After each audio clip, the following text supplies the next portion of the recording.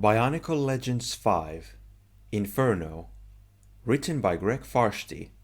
Recording by Tuatapio Nuva. Chapter 1.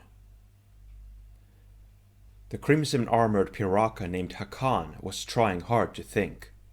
When in a dangerous situation, he knew, it was important to clearly and logically consider events and plan your next steps. And it would have been much easier to do if someone weren't screaming. It took a few moments for Hakan to realize the screams were coming from his own mouth. "Stop it!" Hakan yelled at himself. "Stop behaving like some pathetic Matoran and act like the murderous, treacherous Piraka that you are!" What had happened? How had he gone from being in control to being a total, horror-stricken wreck, sitting on a staircase with his armor melting off him? He made a mental leap to grab a shred of reality still floating around in his brain. Yes, now he remembered. The six Piraka had discovered the hidden entrance to a huge stone stairway.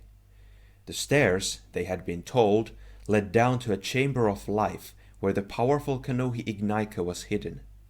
The Ignaika, or Mask of Life, was the prize they had come to Voyanui to find and steal. There were complications, of course. After demolishing a team of Toa Nuva, the Piraka had encountered a second team of Toa on the island. These Toa Ignaika wielded lightning along with their other powers, and actually proved to be a challenge. But the Piraka had still managed to get a head start down the staircase. Hakan was in the lead. He knew it was potentially fatal to turn his back on his partners. But the one who made it to the chamber first would get his claws on the mask first. He decided that was worth the risk. He had made his way down a few dozen stairs, navigating by the glow of lightstones embedded in the walls, when he came to a fork in the staircase. The left passage was blocked with stone, but the right was open, so he went right. Suddenly, something flew at him from out of the darkness, too fast for him to dodge. As it struck him, he realized it looked like a Zamor sphere. Had one of the other Piraka somehow gotten ahead of him to stage an ambush? No, that wasn't it, he realized. Zamor spheres didn't make you feel like this. Hakan felt like the world was rushing by him and he was standing still.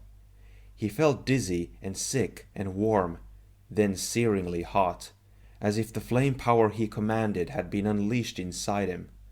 He staggered backward, already seeing his armor starting to soften and run like rock in a lava pool. The pain was agonizing. Some little voice in his head was saying that this made no sense, because his organic tissue wasn't near enough to his armor to be affected. The rest of him was too busy yelling in shock and pain. Now something was lumbering up the stairs toward him. It was impossibly big and broad, and the light glinted off its golden head and spine. Golden spine? That would mean... No, that's just a myth. But it was no fable approaching, teeth bared in a savage smile, claws ready to rip and tear. It was the nightmare of every member of Hakan's species, a legendary denizen of the darkness who lived to destroy. It was a creature of myth that had never existed, but it lived here and now, and Hakan couldn't help but scream its name. Ernak! The Piraka turned and fled then, melted armor dripping on the stairs as he ran. He stumbled before he reached the top of the stairs. He could hear Ernak coming up behind him. Desperate, Hakan tried to huddle in a corner. "Maybe he won't see me," he reasoned, as he shut his eyes tight. Maybe we'll be content just to kill the others." And the sound of footsteps came closer, and closer, and closer. "What's happened to him?" asked Thok, looking down at the terrified Hakan. "Is this some trick?" "Hakan!" Zaktan snapped. "Stop screaming and tell us what happened." Radak tapped Zaktan on the shoulder and pointed down the stairs. "I think that happened." The monstrous being called Ernak appeared. Its laugh tore at the Piraka's sanity. "No," breathed Avak. "Impossible. said Zaktan. Ernak bellowed. The sound stabbed at the Piraka's minds like a sword of fire. If they didn't believe in it before, they had to accept the reality of this monster now. How can this be? Asked Thok, preparing for combat even as raw fear clutched at his heart. Everyone knows there's no such thing as Ernak. Tell it that, snarled Avak. Maybe you can get it to agree it doesn't exist. The brown-armored Piraka reached out with his power to create a prison around the advancing Ernak. Before it could take shape, one of the multiple Zamor spheres mounted on Ernak's shoulders took flight. It struck Avak dead center. Just that quickly, Avak found he could not move or speak. He was trapped, and his own body was his prison cell. No such thing, says you, Ernak growled in a voice like bones cracking. As real as pain and death, says I. Thok thought fast. What happened in the myths? How was Ernak defeated? Then he realized that all the tales told by his species ended the same way. Ernak slaughters everyone in sight and leaves only when there is no one left to demolish. All right, if I can't stop him, I'll slow him down, the white-armored Piraka decided. He used his power on the tunnel walls, aiming to bring them to life and crush Ernak between them. Another Zamor sphere fired from Ernak's body. When it struck, Thok could feel his power being blocked and reversed. The next moment, his own armor came to life and began to squeeze. He felt the breath being forced out of his lungs. Thok gasped, but couldn't get any air. He was being crushed by his own power and couldn't stop it. Back to the surface, Zaktan yelled. Let it have these three. Radak and Vezok were already on the run, deserting their leader and their partners. Two more Zamor spheres caught them in the back. Instantly, they turned and started battling each other. Vezok pummeled Radak with a rock until the black-armored Piraka went down. But Radak's power to adapt would not let him stay defeated for long. He was back on his feet, slamming Vezok into the walls repeatedly until his enemy fell. Radak smiled. Then the smile disappeared. Battered and twisted, Vezok rose again. He had absorbed Radak's power to adapt after defeats and to fight anew. Radak charged back into battle, already knowing this fight could never end. Zaktan stopped in mid-flight. He could transform himself into a swarm of protodytes and slip past the battling Vezok and Radak, but now he knew there was no point. There would be no escape from Ernak. Not this way. The leader of the Piraka turned to face the only thing he feared. Ernak towered over him, eyes gleaming with satisfaction. What are you? Asked Zaktan. How did you escape from the world of legend to this desolate place? Ernak's answer was a burst of crimson light from his eyes that enveloped Zaktan. The power cascaded over the Piraka's form, transforming him from physical matter to a being of pure thought. He no longer had any substance, but was just a fleeting wisp, like a half-remembered idea. An instant later, he felt a sensation of movement, and he was suddenly somewhere else. Picture the most complicated maze in existence, where slimy walls throbbed with life. Imagine a place that thundered with the sounds of madness, so loud the noise threatened to shatter the skull. Try to conceive of a place where the air was so heavy and thick that taking a step felt like walking underwater. Add all of this together, and an image might form that was 1/10 of what Zaktan experienced in his new home. I'm in Ernak's mind, the Piraka realized with horror. It turned me into a thought and drew me into its mind.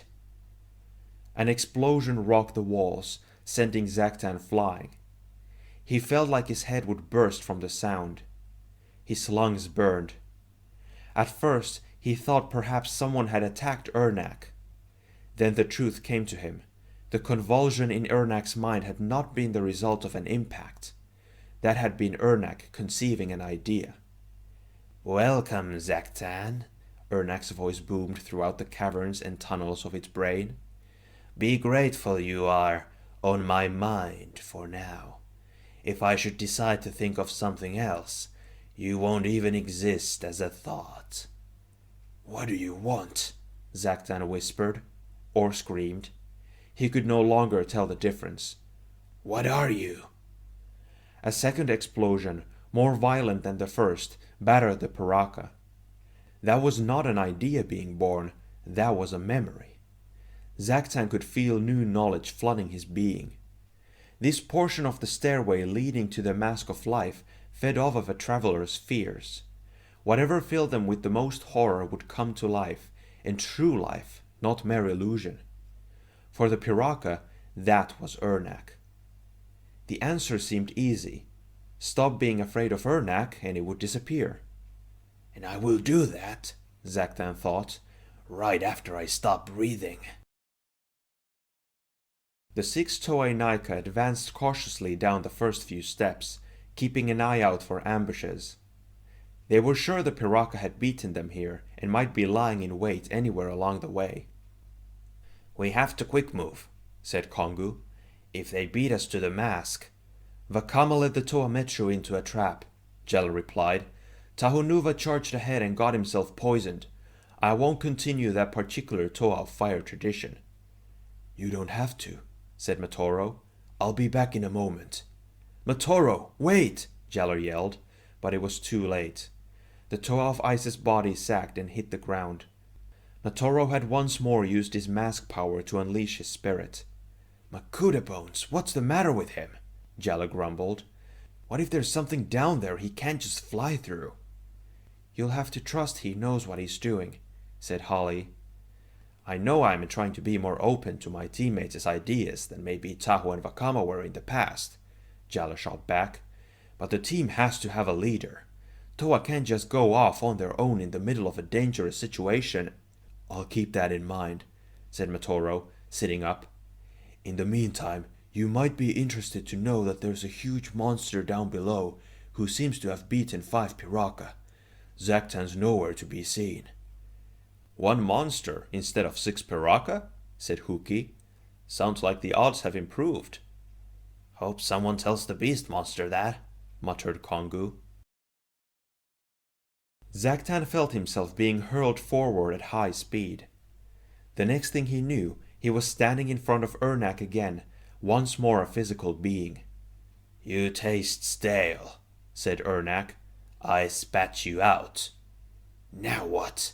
asked Zaktan, struggling to regain his bearings. "Do you kill us?" Ernak laughed. "Where is the fun in that, says I? Alive you can fill the air with the music of your screams. Dead, you are just silent meat." Zaktan nodded.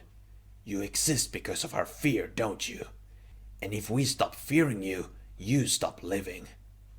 "True," Ernak replied, "but you can never free yourself from your fear of me." "There is one thing that can free us all," Zaktan said, looking up at the ceiling. "One blast of my eye beams in the right place, and this whole ceiling comes crashing down. I and my partners die, and with us our fear, and with our fear, you." Ernak laughed. "A fine game you play, but if your horror of me does not stop you, your horror of death will. I have haunted the nightmares of your kind long enough to know that." Zaktan's expression darkened with rage. "You think you know horror, Ernak? Horror is looking into the eyes of the Shadowed One, knowing you are about to die, and then being forced to live. Horror is waking each day to see every part of your body moving on its own, a shifting mass of prototypes where once was solid metal and living tissue. Horror is what is in the eyes of your partners when they look at you, and in the cries of your enemies when your swarm engulfs them. Don't talk to me about fear, creature. I am fear." Ernak hurled a Zamor sphere at Zaktan, then another. The Piraka's body formed openings to allow the spheres to fly straight through without doing any harm. "No, no," said Zaktan, moving closer to his enemy, eyes sizzling with power. "This nightmare is over now, one way or the other. Let us pass, Ernak, or die." Even as he said the words, Zaktan knew Ernak could stop him before he carried out his threat. But strangely, the monster was not acting. Instead, it almost looked satisfied. You use fear as a weapon, the same as I, Ernak said. I make you fear life, and in return you make me fear death. You have found your true being. Your essence is darkness and the grave, Piraka. The pit yawns for you, and who am I to keep you and yours from it? Zaktan sensed the other 5 Pirakas standing behind him, whole and as sane as they ever had been.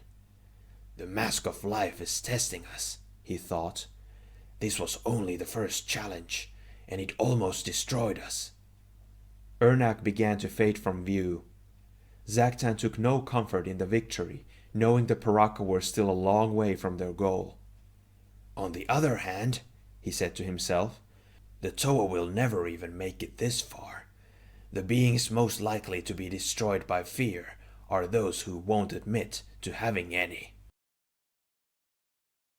End of chapter 1.